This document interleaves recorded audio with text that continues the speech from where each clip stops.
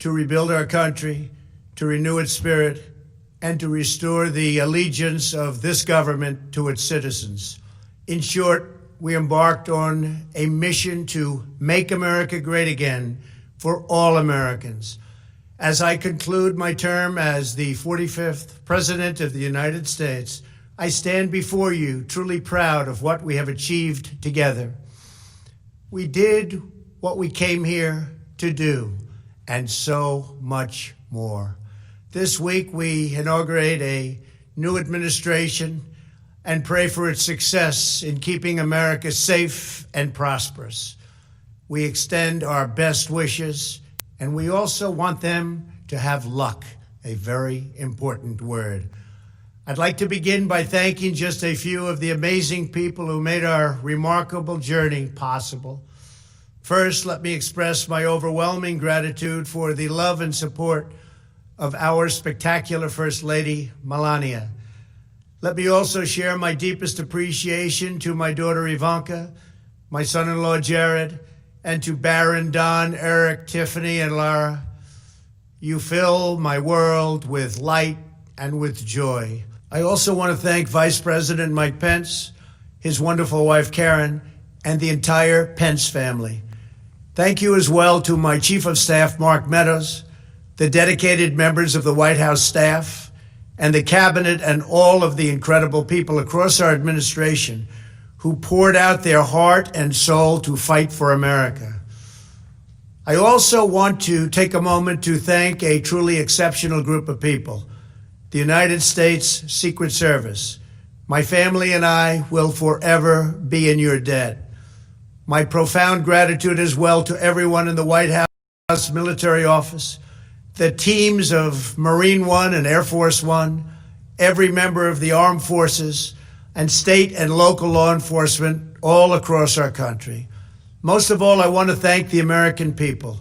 To serve as your president has been an honor beyond description. Thank you for this extraordinary privilege, and that's what it is, a great privilege and a great honor. We must never forget that while Americans will always have our disagreements, we are a nation of incredible, decent, faithful, and peace-loving citizens who all want our country to thrive and flourish and be very, very successful and good. We are a truly magnificent nation. All Americans were horrified by the assault on our Capitol. Political violence is an attack on everything we cherish as Americans. It can never be tolerated. Now more than ever, we must unify around our shared values and rise above the partisan rancor and forge our common destiny. 4 years ago, I came to Washington as the only true outsider ever to win the presidency. I had not spent my career as a politician, but as a builder looking at open skylines and imagining infinite possibilities. I ran for president because I knew there were towering new summits for America just waiting to be scaled. I knew the potential for our nation was boundless as long as we put America first. So I left behind my former life and stepped into a very difficult arena, but an arena nevertheless with all sorts of potential if properly done. America had given me so much, and I wanted to give something back.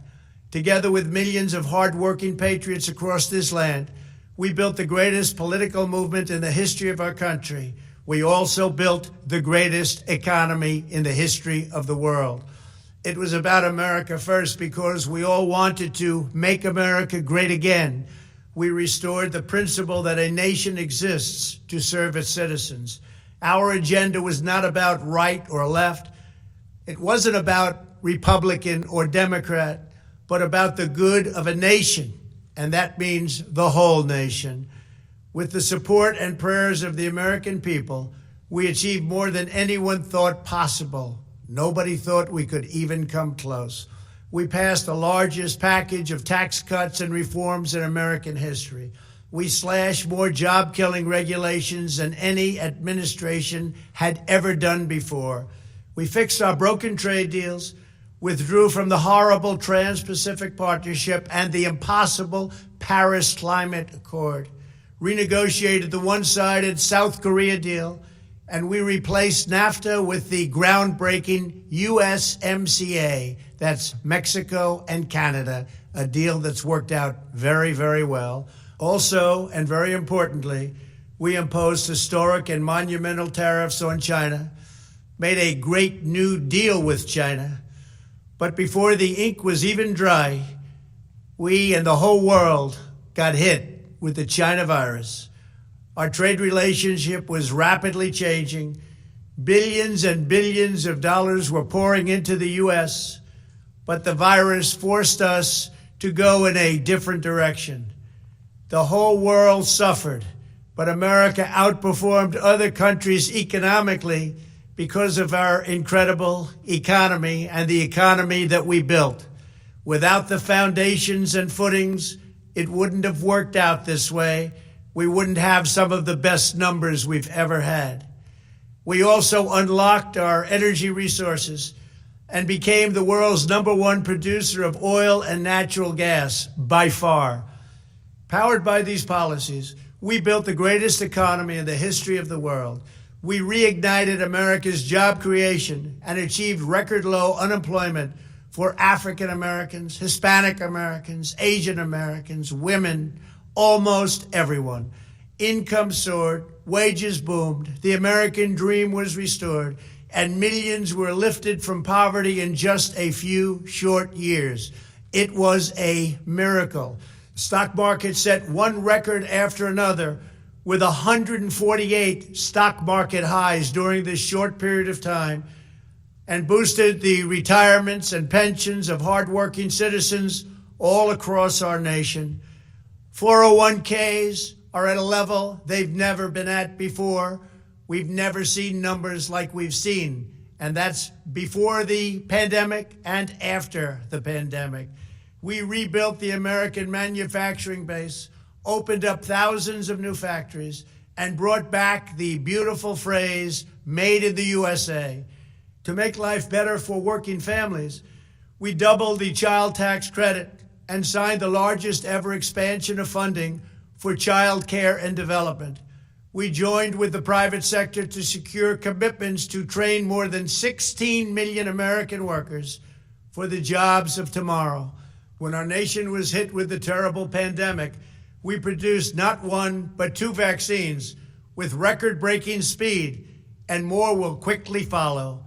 They said it couldn't be done, but we did it.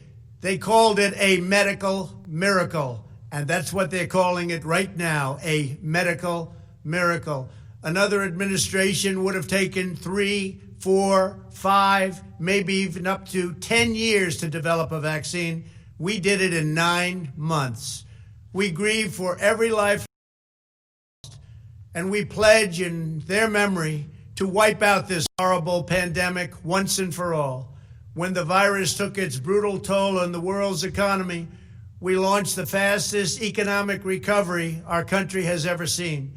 We passed nearly $4 trillion in economic relief, saved or supported over 50 million jobs, and slashed the unemployment rate in half. These are numbers that our country has never seen before.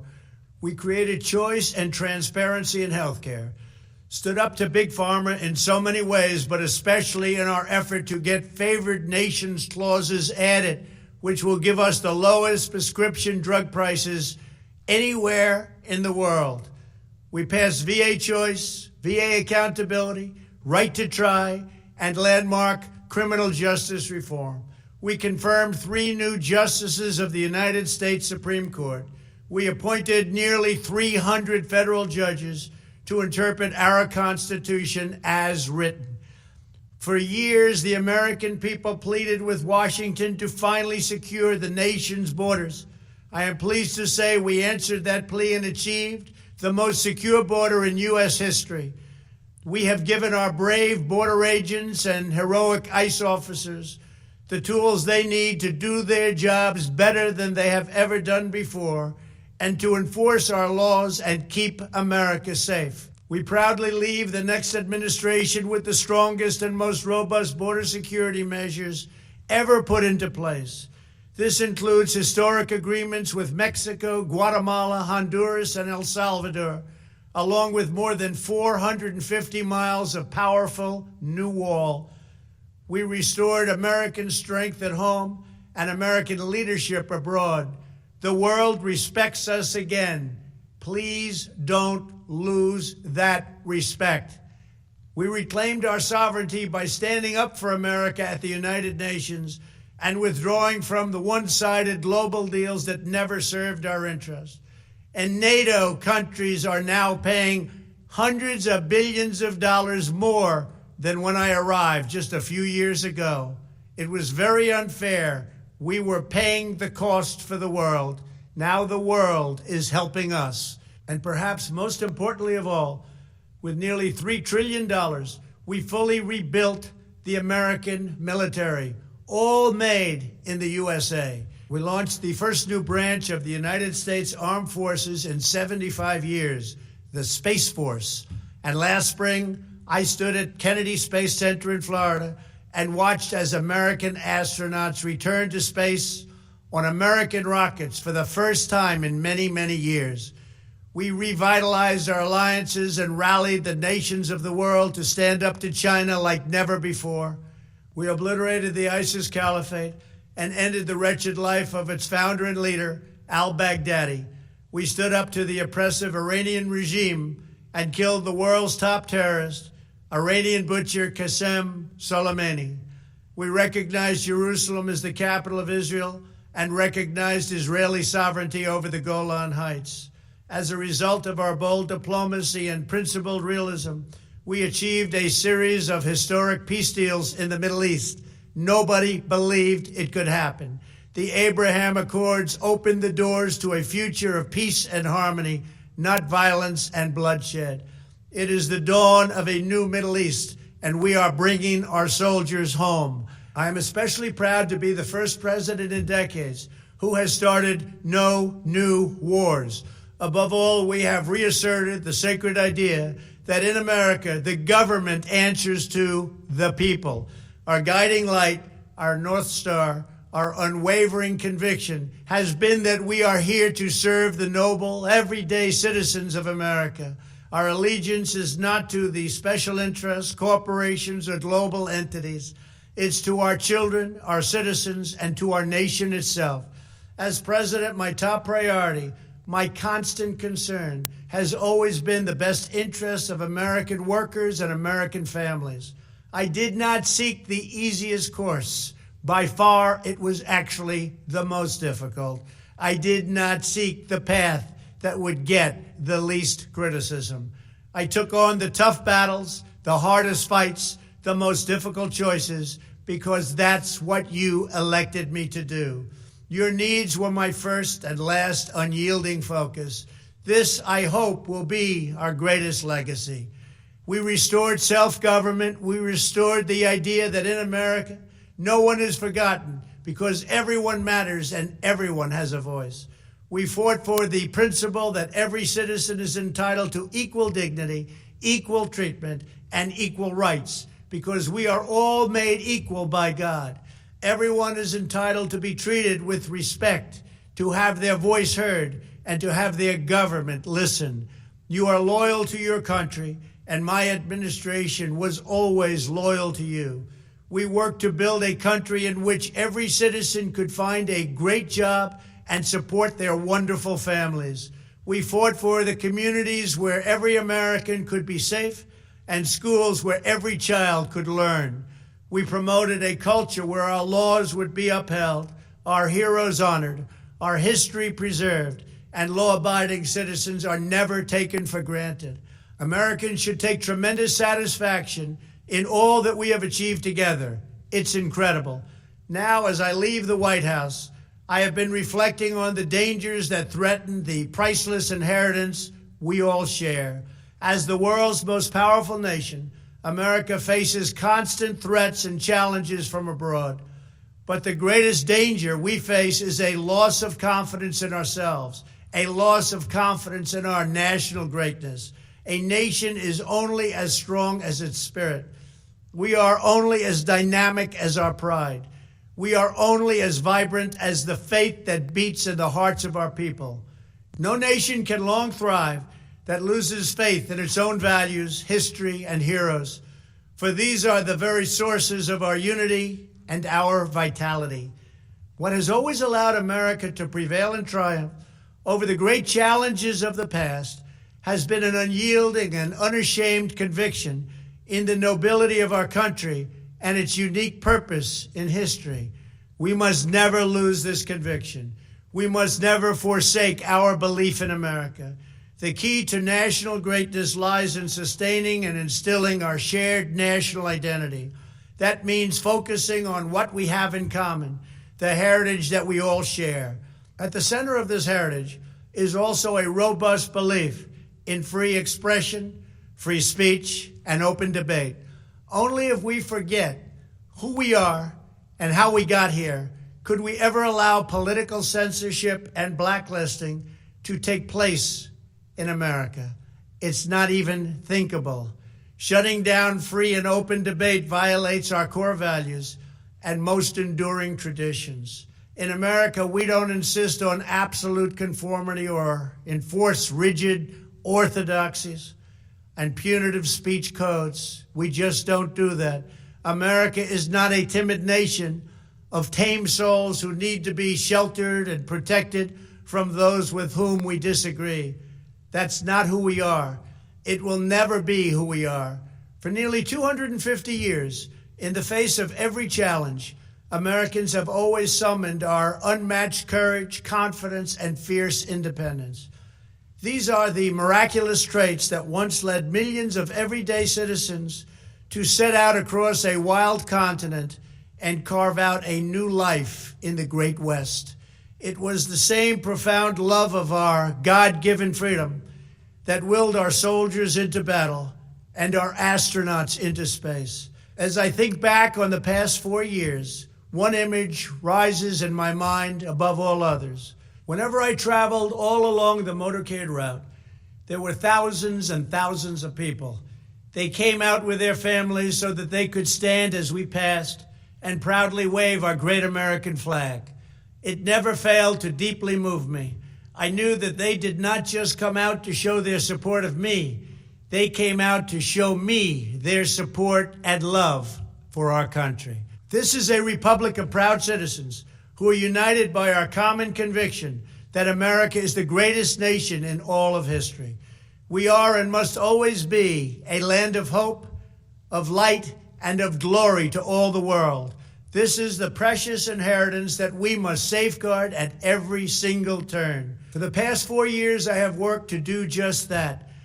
From a great hall of Muslim leaders in Riyadh to a great square of Polish people in Warsaw, from the floor of the Korean Assembly to the podium at the United Nations General Assembly, and from the Forbidden City in Beijing to the shadow of Mount Rushmore, I fought for you, I fought for your family, I fought for our country.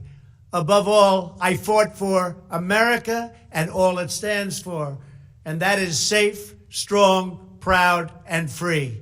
Now, as I prepare to hand power over to a new administration at noon on Wednesday, I want you to know that the movement we started is only just beginning. There's never been anything like it.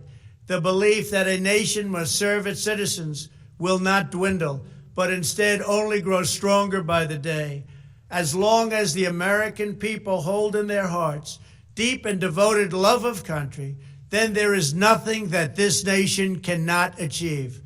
Our communities will flourish, our people will be prosperous, our traditions will be cherished, our faith will be strong, and our future will be brighter than ever before.